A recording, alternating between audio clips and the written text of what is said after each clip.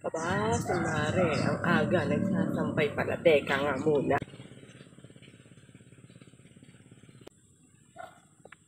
Ano ba ang iyong ulam, ma? Hindi naman ako mangihi. Grabe ka naman. Para natanong ko lang kung anong iyong ulam. Eh, bakit mo naman naitanong kung anong ulam na?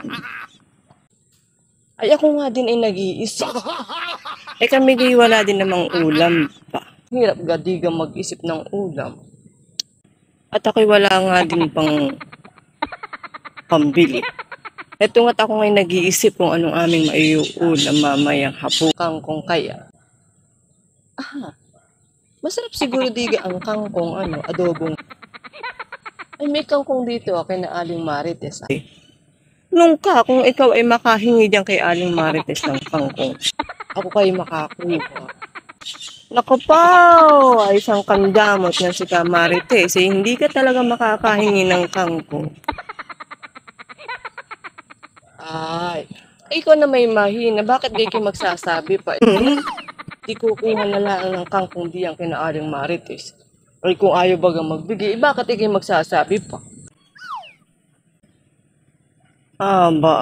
Ay hindi ka magsasabi. At di ako kukuha na lang.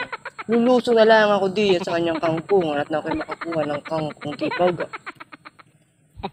Ikahihina mo raang din naman ay. Pang-ulam din iyon ay. Sabi ay pambihira ka naman, kumari. Bakit naman ikaw ay hindi magsasabi sa may-ari, amba? Kakaiba ka naman, kumari, amba. Mahirap yung hindi nagsasabi, mari. Mamaya ikay mapakapitan diyan, mapabarangay kaya. Ay, hindi kita dun pupunta sa barangay. Makita mo lahat.